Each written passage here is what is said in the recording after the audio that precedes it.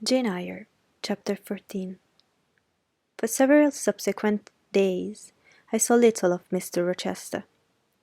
In the mornings he seemed much engaged with business, and in the afternoon gentlemen from Millcote or the neighbourhood called, and sometimes stayed to dine with him.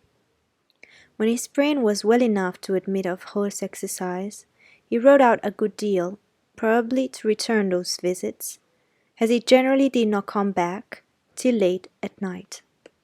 During this interval, even Adele was seldom sent for to his presence, and all my acquaintance with him was confined to an occasional encounter in the hall, on the stairs, or in the gallery, when he would sometimes pass me haughtily and coldly, just acknowledging my presence by a distant nod or a cool glance, and sometimes bow and smile with gentlemanlike affability. His changes of mood did not offend me, because I saw that I had nothing to do with their alternation. The ebb and flow depended on causes quite disconnected with me. One day he had had company to dinner, and had sent for my portfolio, in order, doubtless, to exhibit its contents. The gentleman went away early to attend a public meeting at Millcote, as Mrs. Fairfax informed me, but the night being wet and inclement, Mr. Rochester did not accompany them. Soon after they were gone, he rang the bell. A message came that I and Adele were to go downstairs. I brushed Adele's hair, and I made her neat, and having ascertained that I was myself in my usual coquette trim, where there was nothing to retouch, all being too close and plain, braided locks included, to admit of disarrangement, we descended, Adele wondering whether the petit coffre was at length come, for owing to some mistakes, its arrival had hitherto been delayed. She was gratified. There it stood, a little carton on the table, when we entered the dining-room. She appeared to know it by instinct. "Ma boîte, ma boîte!" exclaimed she, running towards it. "Yes, there is your boîte at last. Take it into a corner, you genuine daughter of Paris, and amuse yourself with disemboweling it," said the deep and rather sarcastic voice of Mr. Rochester, proceeding from the depths of an immense easy-chair at the fireside.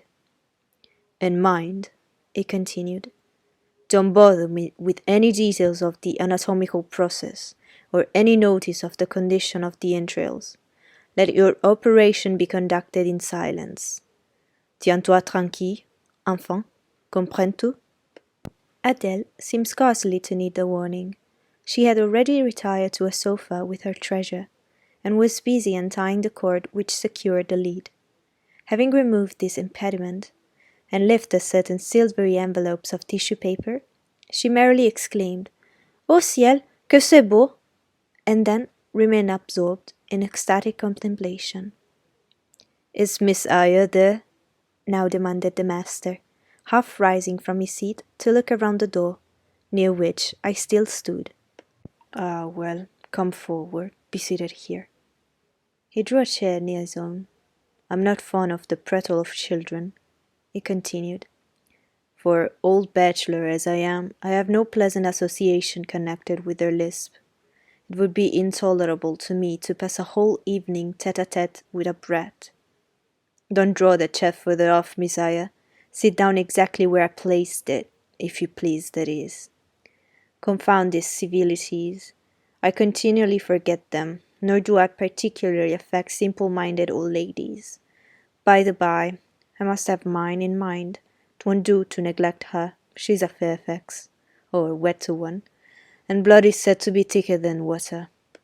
He rang and dispatched an invitation to Mrs. Fairfax, who soon arrived, knitting basket in hand. "Good evening, madam. I sent to you for a charitable purpose. I have forbidden Adele to talk to me about her presence, and she is bursting with repletion.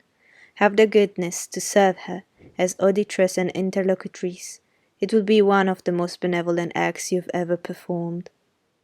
Adele, indeed, no sooner saw Mrs. Fairfax than she summoned her to a sofa, and there quickly filled her lap with the porcelain, the ivory, and the waxen contents of her boîte. pouring out, meantime, explanations and raptures in such broken English as she was mistress of. "Now I have performed the part of a good host," pursued Mr. Rochester, "put my guests into the way of amusing each other. I hope to be at liberty to attend to my own pleasure. Miss Eyre, draw your chair still a little further forward. You are yet too far back. I cannot see you without disturbing my position in this comfortable chair, which I have no mind to do so." I did as I was bid, though I would much rather have remained somewhat in the shade. But Mr. Rochester had such a direct way of giving orders, it seemed a matter of course to obey him promptly. We were, as I've said, in the dining room. The lustre, which had been lit for dinner, filled the room with a festal breath of light. The large fire was all red and clear. The purple curtains hung rich and ample before the lofty window and the loftier arch. Everything was still, save the subdued chat of Adele, she dare not speak aloud, and filling up each pause, the beating of winter rain against the panes. Mr. Rochester, as he sat in his damask-covered chair, looked different to what I'd seen him look before. Not quite so stern, much less gloomy. There was a smile on his lips, and his eyes sparkled, whether with wine or not, I am not sure, but I think it very probable. He was, in short, in his after-dinner mood, more expanded and genial, and also more self-indulgent than the frigid and rigid temper of the morning. Still, he looked preciously grim, cushioning his massive head against the swelling back of his chair, and receiving the light of the fire on his granite-hewn features. And his great dark eyes, for he had great dark eyes, and very fine eyes too, not without a certain change in their depth sometimes, which, if it was not softness, reminded you at least of that feeling. He had been looking 2 minutes at the fire, and had been looking the same length of time at him, when turning suddenly, he caught my gaze fastened on his physiognomy. "You examine me, Miss Eyre?" said he.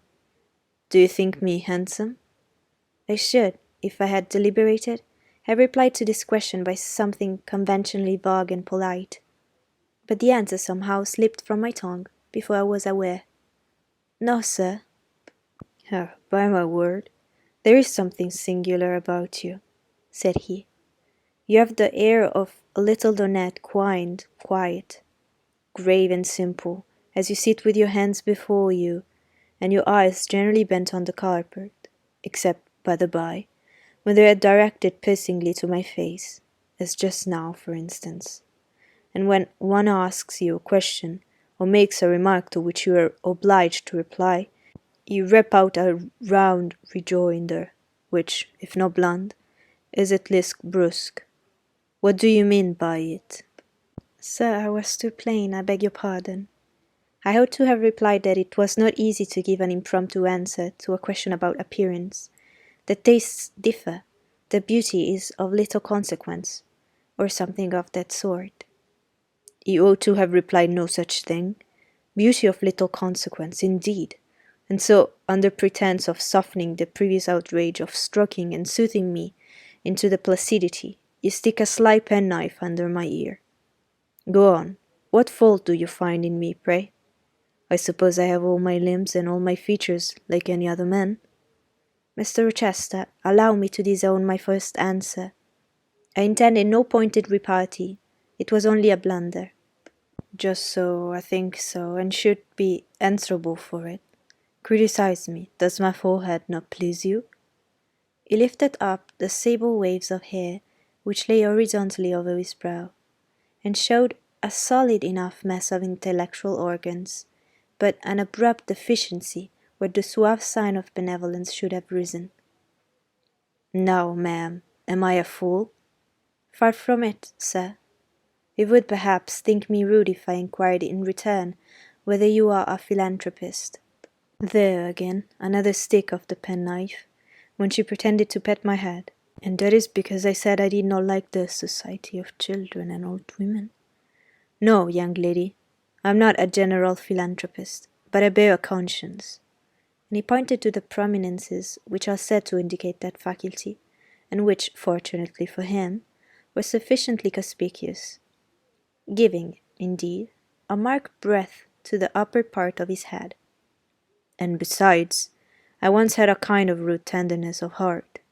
When I was as old as you, I was a feeling fellow enough, partial to the unfledged, unfostered, and unlucky. But fortune has knocked me about since.